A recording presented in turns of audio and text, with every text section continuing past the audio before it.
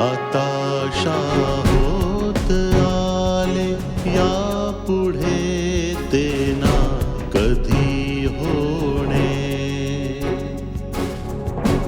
आता होत आले या पुढे ते ना कधी होणे. आता तरी मिळून सर्व बोला. आता तरी मिळून सर्व बोला ना ऐसे ना पुन्हा होणे. हताशा होत आले या पुढे ते ना कधी होणे. अरे देवा, सकाळी सकाळी मला हे कसलं स्वप्न पडलं. म्हणतात की पहाटेची स्वप्न तर नेहमी खरी होतात. किती वाजले असतील?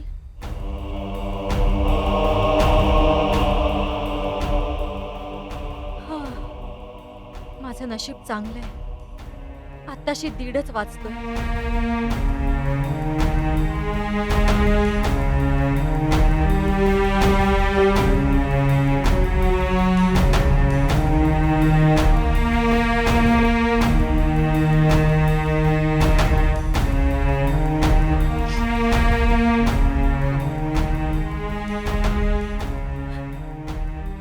अरे देवा, जर माझं हे स्वप्न खरं ठरलं तर?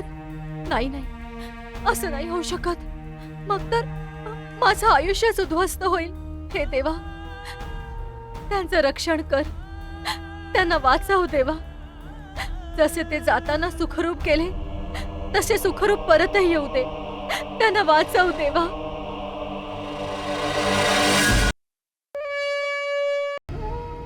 बाबा प्लीज टोमणे मारू नका. तुम्हाला चांगलंच ठाऊक आहे की चूक काय आहे आणि बरोबर काय. आता तुला चुकीचं कोण म्हणताय? हरिश्चंद्र महाराज. पण एक गोष्ट लक्षात ठेव की हरिश्चंद्राला सुद्धा प्रायश्चित्त घ्यावं लागतं, स्मशानातला योगी बनून. पण शेवटी विजय त्यांचाच झाला होता बाबा. लाज वाटते आम्हाला हे सांगताना की तू माझा मुलगा आहेस. बाबा, तुम्ही जर एकाच बाजूने विचार करायचं सोडून सारासार विचार केलात ना, तर कदाचित तुम्हाला माझा अभिमान वाटेल. अभिमान? स्वतःच्या घराची राख रांगोळी होताना कोणता बाप तमाशा बघेल? जे दुःख तू मला दिलंयस, ते दुःख आयुष्यभर मला सलत राहील. लक्षात ठेव, ह्या घराचे वासे पोखरलीयस तू. बाबा, तुम्ही नक्की कशाबद्दल बोलताय आणि कोणत्या घराबद्दल बोलताय?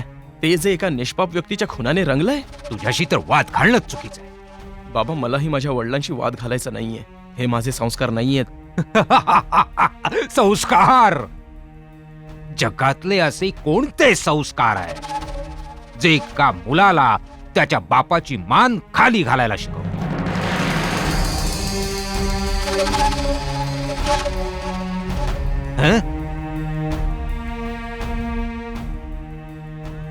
बाबा, कोर्टात जायला उशीर होत चाललाय. तुम्हाला आई बोलावतीये. एकदा आईला भेटून या.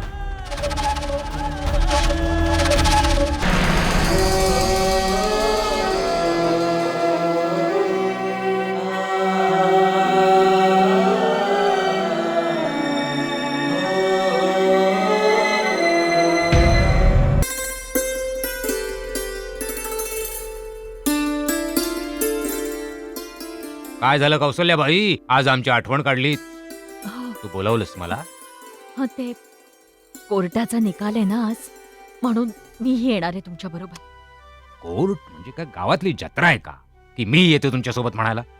विकीला भेटायची खूप इच्छा आहे. असं वाटतंय जणू कित्येक वर्ष झाली आहेत त्याला भेटून. त्याला बघितलं ना की जीव भांड्यात पडेल. वेडबीड लागलाय का? तू तर आनंदाने जाशील भेटायला, तुला तर बरंही वाटेल. पण त्याला कसं वाटेल? आपला विकी वाघासारखा मुलगा. मला भीती वाटते की तुला बघून बिचारा भाऊक होऊन जाईल. असं नाही होणार. फक्त एकदा त्याला मायेनं जवळ घेऊ द्या मला. जीव शांत होईल. अशा परिस्थितीत म्हणजे त्याचा निकाल येण्याच्या वेळी तुम्ही दोघांनी भेटणं योग्य नाहीये. तुम्ही वडील आहात ना, आईचं मन नाही समजू शकत. बाप आहे म्हणूनच म्हणतोय, तुला बघून तो बिचारा मनातून खचून जाईल. ठीक आहे, मग मी तुमच्यासोबत येते. मला अशा जागी उभं करा तुम्ही जिथून मी त्याला बघू शकेन, पण तो बघू शकणार नाही. दुरून जरी बघितलं ना तरी बरं वाटेल मला. हे बघ, मी म्हटलं ना, मी तुला घेऊन नाही जाणार तर नाही जाणार. बस, आता यावर वाद नको. मी जातोय. माझ्या वतीने तू देवाला साकडं घाल की त्याला कमीत कमी शिक्षा होऊ दे आणि लवकरात लवकर त्याला घरी येऊ दे. येतो. थांबा.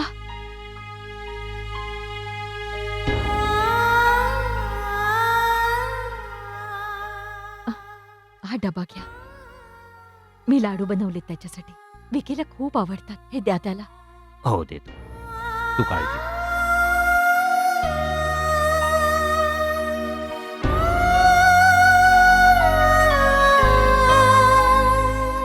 देवा पांडुरंगा, वाचव रे माझ्या मुलाला. सरस्वती, आले. चल मी निघतो आता. अहो ऐका ना, हं. मला तर काहीच समजत नाहीये हो. जर जावई बापूंना आज शिक्षा झालीच तर आपली मुलगी शांती त्या घरात कशी काय राहील? आणि विवाहित मुलीला आपण तरी किती दिवस माहेरी ठेवणार? सरस्वती, तू काळजी करू नकोस. मला आता असं वाटायला लागले की आपल्याला काही ना काहीतरी उपाय करावाच लागेल. कुठवर आपल्या मुलीला शांतीला त्या घरात असं घुसमटत ठेवायचं आपण. काल ज्योतीचाही फोन आला होता. ती सांगत होती त्या घरातले तमाशे. अहो, त्या घरात प्रत्येकाच्याच मनात काही ना काही काळं बेर आहे. तिथे सगळेच जण बोलतात एक, करतात एक,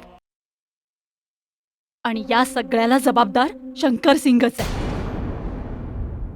त्यांच्याच सांगण्यावरून जावई बापू नको नको ती कामं करायचे. सरस्वती, आता मी तुला काय सांगू. मला तर असं वाटतं की त्या शंकर सिंगकडे जावं आणि त्या नराधमाचा गळा ना असं दाबून टाकावा. हे बघा, राग धरून काहीच साध्य होणार नाही.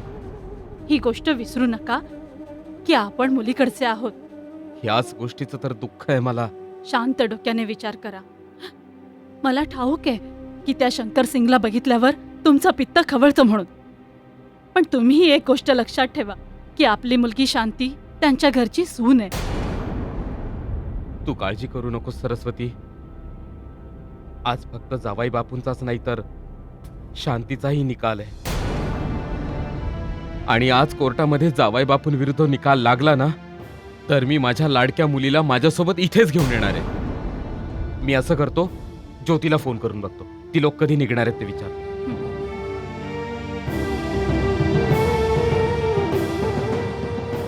देवा नारायणा, कृपा कर रे बाबा.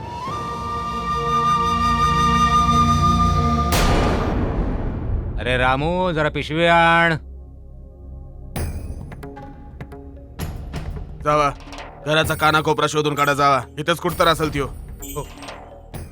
अरे यादव, हे काय चाललंय? माफ करा सरपंच साहेब, तुमच्यासाठी वाईट बातमी आहे. कोणती बातमी? विकी भाऊ जेल मधून पळाले. काय, कधी? आज सकाळी. हे सगळं एवढ्या पटापट झालं की मला तुम्हाला कळवताही आलं नाही. सगळ्या जिल्ह्याचं पोलीस विकी भाऊच्या मागावर आहेत. मलाही वरनं आदेश मिळाला आहे. SP साहेबांना शंका आहे की तो जेलमधनं पळून इथं घरीच आला असेल. सरपंच साहेब, तुम्ही समजू शकता की माझा नाईलाज आहे.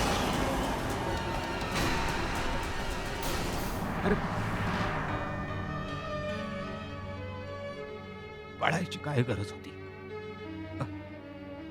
सरपंच साहेब, मी तुमच्यावर एवढा विश्वास तर ठेवू शकतो की मला सांगितल्याशिवाय तुम्ही बाहेर जाणार नाही.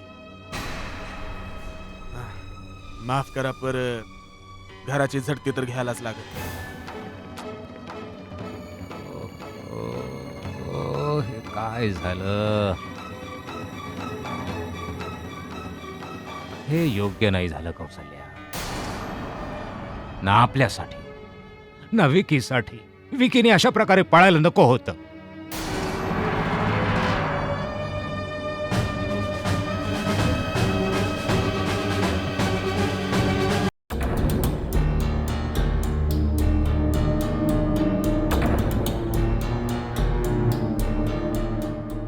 हॅलो,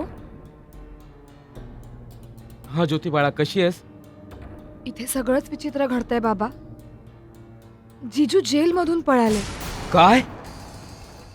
पूर्ण जिल्ह्यातले पोलीस त्यांच्या मागावर आहेत. इथे बंगल्यात सुद्धा पोलीस आले होते. पण हे झालं तरी कसं? आणि तुम्हाला कधी कळलं? आत्ता एवढ्यातच कळलं बाबा. शंकर सिंग तर कोर्टात जायला निघत होते, तेवढ्यात पोलीस आले आणि त्यांनी सांगितलं. ज्योती बाळा, शांती बरी आहे ना? तू तिच्यासोबतच राहा. तिला अजिबात एकटं सोडू नकोस. हो, तुम्ही बोलताय तिच्याशी? हो, फोन दे तिला. हॅलो हॅलो बाबा. शांती बाळा, तू घाबरू नकोस. हा, जावाई बापूंना काहीही होणार नाही. तू अजिबात काळजी करू नकोस. बाबा, कुणास ठाऊक का, पण मला खूप भीती वाटते. अगं बाळा, तू काळजी करू नकोस. मी आहे ना. हे बघ, काही होणार नाही. सगळं व्यवस्थित होईल. ठीक आहे बाबा. मी मी मी मी काहीतरी करतो. मी करतो काहीतरी.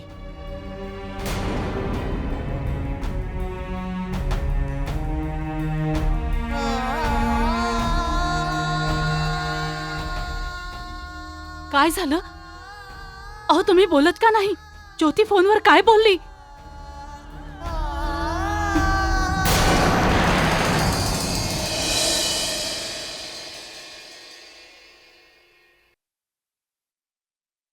अगं भारती, ही फाईल नेणं महत्वाचं आहे.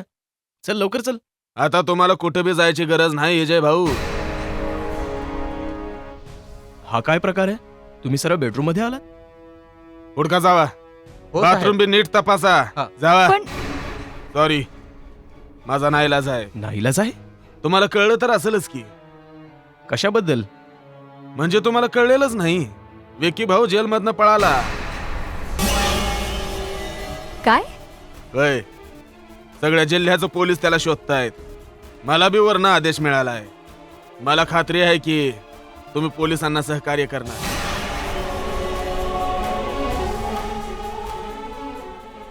सर, आज तर कोणीच नाहीये. माफ करा विजय भाऊ. तुम्ही तुमची काळजी घ्या आणि सावध राहा. चल रे. अरे देवा, हे काय केलं विकी भाऊंनी?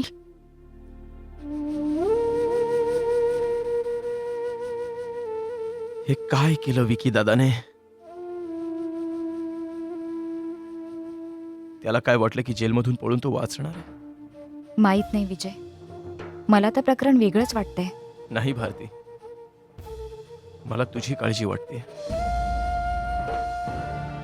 तो नक्की काय ठरवून पळाला असेल? तुम्ही माझी काळजी करू नका. जोवर तुम्ही माझ्यासोबत आहात, मला काही नाही होणार. पण समजा असं झालं की विकी भाऊ पोलिसांना गुंगारा देऊन इथे घरी आले, तर बाबा त्यांना पोलिसांच्या ताब्यात देतील का?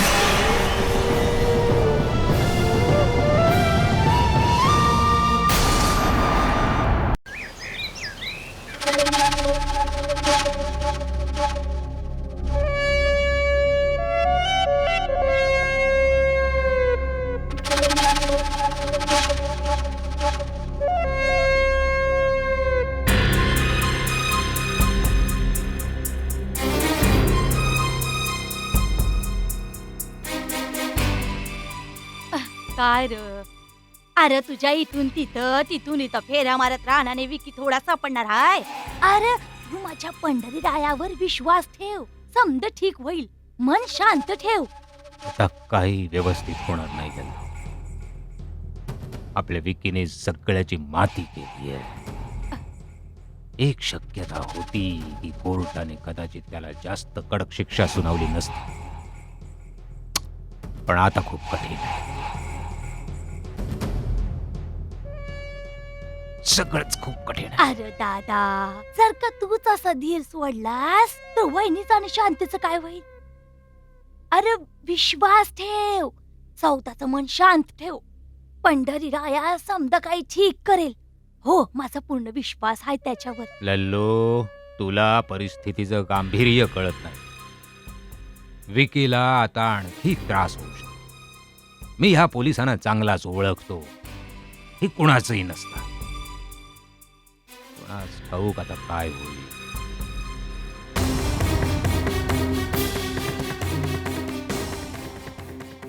सरपंच साहेब, मला तर वाटतंय की एन्काउंटरच होईल आता. काय बोलताय तुम्ही हे? यादव, सरपंच साहेब, सारखा सारखा वरनं फोन येतोय. सगळ्या शहरात नाकाबंदी लावली आहे. विकी भाऊनी अशी जोखीम घ्यायला नको पाहिजे होती. एका गोष्टीची काळजी घ्या, बंगल्याला चारी बाजूनी पोलिसांनी घेरलंय, पण तरी बी जर विकी भाऊ पोलिसांची नजर चुकवून बंगल्यात घुसले तर लागलीच पोलिसांना कळवा, नाहीतर तुम्ही सुद्धा उगाच अडकचिला.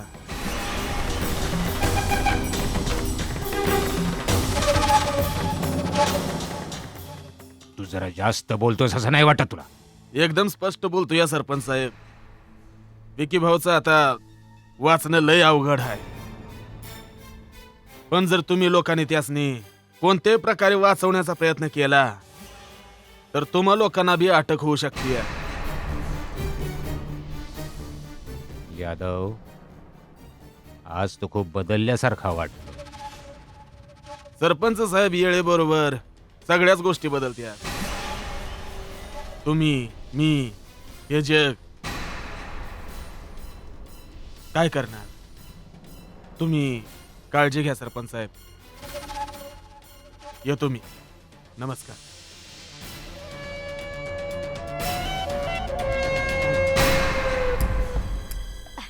अरे शंकर दादा, मला तर या घराचे ग्रह फिरल्यासारखे वाटतायत बघ.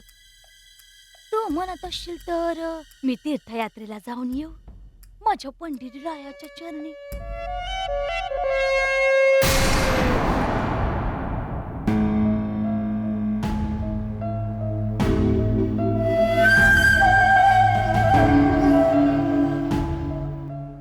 ताई, तू सारखी सारखी दरवाजाकडे अशी जातीयस जणू काही जिजू तुला सांगूनच जेलमधून पळाले आणि सरळ इथेच येणार आहे. मग काय ज्योती, इथेच तर येतील ते. आता ते जेल मधून मला न सांगता पळाले असतीलही, पण ते येतील सरळ इथेच.